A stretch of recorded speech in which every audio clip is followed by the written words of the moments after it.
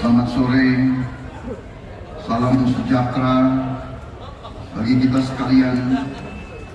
Shalom, Om Swastiastu, Namo Buddhaya, salam kebajikan.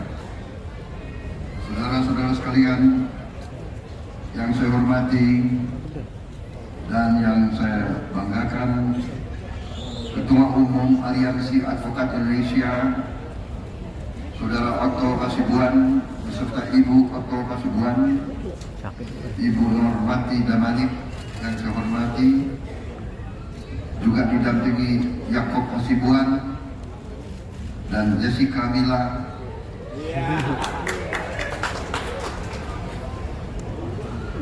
yang saya hormati Dr. Dwianto Prihartono, Vice President Indonesian Advocates Association, Ketua Tim Kampanye Nasional Prabowo Gibran, Saudara Rosan Roslani, nama lengkapnya Rosan Perkasa Roslani, RTR, Letnan Jenderal TNI Purnawirawan Bibit Waluyo, mantan Gubernur Jawa Tengah, mantan Panglima Kostrat, mantan Panglima Kodam Jaya, banyak mantan yang beliau. Senior saya di akademi dan di Timur waktu Komandan Batalion terkenal jago perang. Kemudian yang saya hormati dan yang saya banggakan, Bapak Oce Kaligis, luar biasa, advokat yang terkenal, pembela hak-hak rakyat. Kemudian Mbak Grace Natali, Wakil Ketua TKN. Terima kasih. Ibu Biwo Wiyogo, Ibu Sofiat Tun Gundono, Mertua Mas Kaisang, seluruh perwakilan Koordinator Wilayah Aliansi Advokat Indonesia, ibu-ibu dan tamu undangan yang saya hadiri, yang hadir, yang saya hormati, yang saya banggakan, seluruh pengacara dari semua kalangan, dari yang paling senior sampai yang paling junior. Tentunya kita selalu bersyukur kehadirat Tuhan Maha Besar bagi umat Islam. Allah Subhanahu wa Ta'ala, kita masih diberi kesehatan, diberi nafas, dapat kumpul di tempat yang baik ini dalam acara yang luar biasa ini. Saudara-saudara, saya ucapkan terima kasih atas undangan dari Pak Otto Hasibuan ini. Terima kasih atas dukungan luar biasa ini yang saya tidak duga-duga. Saya terharu dengan dukungan ini semua dari seluruh Indonesia.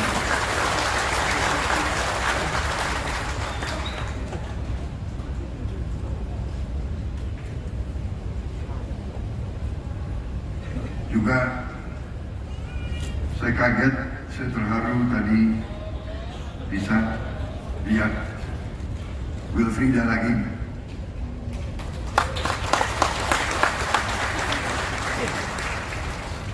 Memang Pak Otto kok bisa ingat, saya hampir lupa karena memang begitu banyak kesibukan. Tapi yang bagi saya yang penting, beliau Wilfrida hidup dengan bahagia sekarang. Yang jelas kelihatan bahagia karena lebih gemuk. Dulu sangat kurus sekali.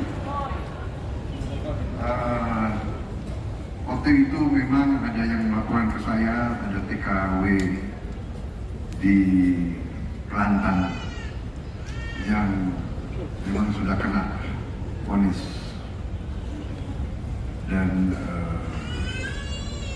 ada yang tanya apakah bisa saya bantu, karena yang sampaikan ke saya memang aktivis yang bergerak untuk perempuan, dan beliau tahu bahwa saya punya hubungan baik di Malaysia. Langsung saya telepon kawan saya tanya, "Oh, kenal advokat yang hebat atau tidak?" "Oh iya, ini ada yang saya kenal." Dikenalkanlah saya kepada advokat yang konon ceritanya yang terbaik, salah satu yang terbaik di Malaysia. Disitulah awalnya saya terlibat, dan ya sudah, saya dulu dan sampai sekarang punya pendapat, kalau bisa kita bantu orang, kenapa tidak dibantu? Harus dibantu, harus dibantu, harus dibantu. Dan saya mau cerita, advokat itu yang menjadi kawan saya, sebenarnya dia yang pro bono. Dia tidak mau terima bayaran. Dia tidak mau terima bayaran. Karena begitu dia pelajari masalahnya, dia tahu bahwa si Wilfrida ini tidak bersalah dan sebagainya. Walaupun begitu, saya nggak enak dengan harga diri sebagai bangsa Indonesia. Ya. Begini-begini mantan jenderal kan gitu. Mantan jenderal. Jadi pride bagi bangsa Indonesia. Jadi akhirnya ya. Tapi anyway, terima kasih Pak Atom, luar biasa.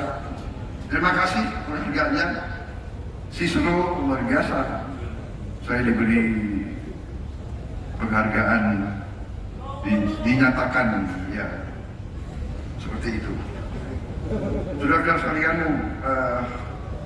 sekali lagi saya tambah semangat mendapat dukungan saudara-saudara sekalian.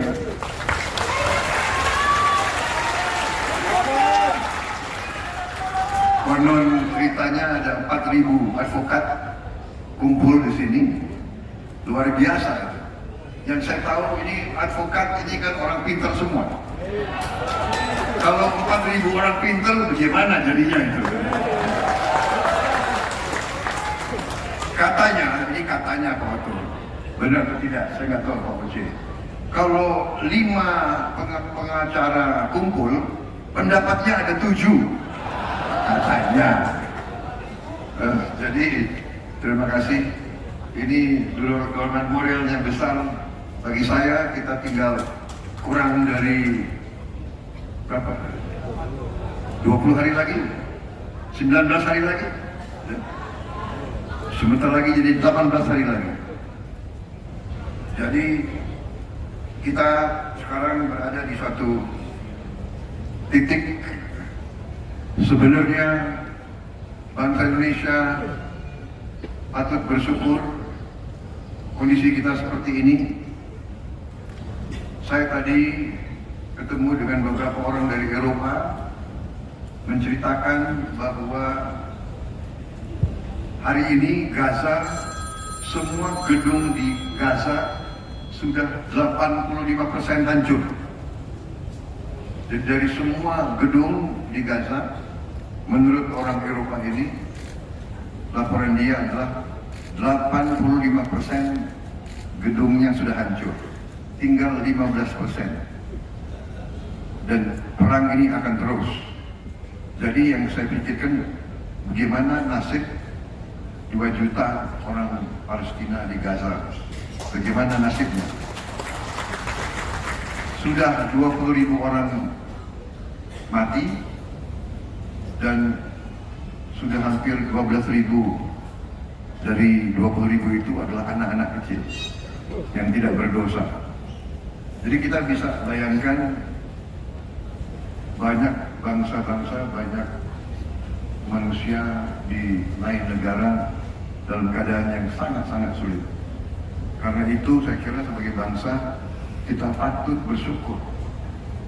kita patut bersyukur bahwa pemimpin-pemimpin kita sampai hari ini berhasil untuk navigasi sehingga bangsa Indonesia sudah berapa dasawarsa tidak terlibat dengan pertikaian yang berarti dengan bangsa-bangsa lain. Saudara-saudara sekalian, kita kalau lihat juga akibat perang di mana-mana, perang di Eropa sekalipun,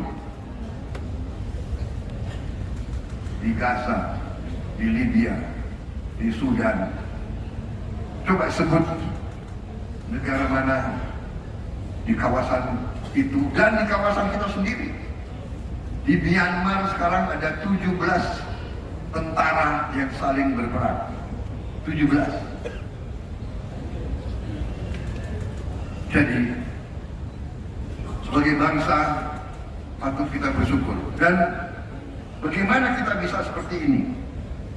Bagaimana bisa di mana kondisi geopolitik dunia menciptakan harga-harga pangan meningkat tajam, harga BBM meningkat tajam, bangsa Indonesia masih dalam keadaan lumayan. Saya tidak katakan hebat. Kita masih merasakan banyak rakyat kita dalam kesulitan. Tapi hendaknya kita berpikir dengan jernih, dengan akal sehat, dengan hati yang bersih. Dan saya menganjurkan, marilah dalam setiap usaha, dalam politik, kita harus bersaing, kita harus berkontestasi, tapi hendaknya kita bersaing dengan hati yang baik, kita bersaing dengan itikat yang baik, kita bersaing dengan cinta tanah air, kita bersaing dengan tidak menyakiti pihak lain, kita bersaing dengan mengingat bahwa rakyat kita menghendaki pemimpin-pemimpin kita rukun, pemimpin-pemimpin kita berhubungan baik, pemimpin-pemimpin kita tidak saling menjelek-jelekan, tidak saling, apalagi saling menfitnah, apalagi saling mencari-cari sesuatu yang tidak benar adanya.